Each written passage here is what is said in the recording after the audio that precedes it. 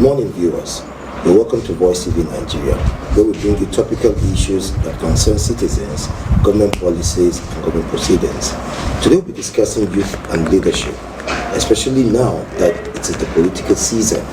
We would love people to get education and enlighten as to what to do and how to have an assertive choice come 2023. Who better to discuss with us but the FCT chairman of the National Youth Council of Nigeria?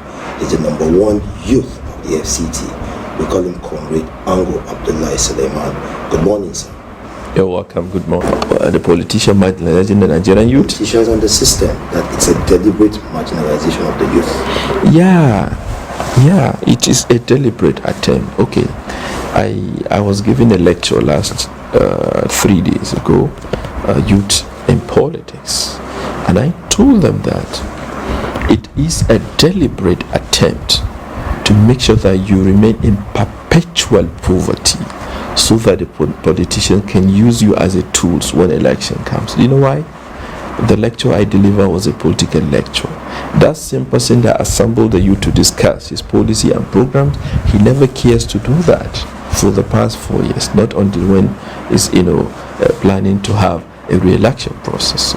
So he kept them in an abject poverty status, so that anytime, any day he calls them for 200, 500, or at most 1,000, 2,000 naira, they can rush to come and have that. So it is a deliberate marginalization. By extension, when I was explaining to them, I told them that, okay, look at Tahrir Square in Egypt. Whenever they have issue, you can see people protesting for 7 days, 1 week, 2 weeks, 3 weeks. Do you know why? After the protest, their light is still there. After the protest, their water is still there. After the protest, so many social amenities are still there. But what about Nigeria?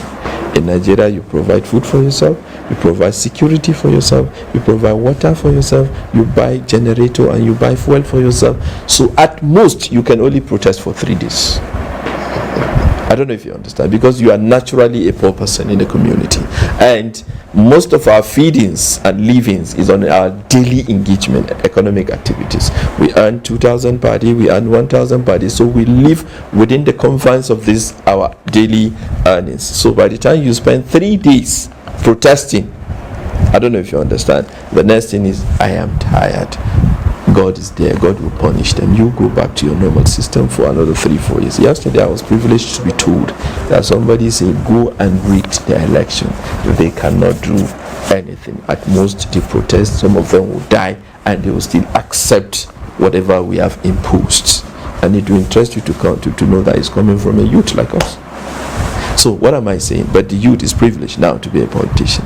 So it's a deliberate marginalization of the system by the politician to ensure that the youth are being used as a tools for thuggery during elections, as a tools to cause chaos and hostility when the programs or policies of a particular administration does not favor us. For example, we're talking about kidnapping and banditry. This is predominantly exercised or implemented by youth. You don't expect to see 60-year-old or 70-year-old going to the bush kidnapping here and there. No, it's by the youth. And let me tell you, if Nigerian politicians want to put an end to it, surely it will come to an end. It will surely come to an end. But because they are poor, the politicians now will use money to be influencing their decisions, to be intoxicating them with drugs.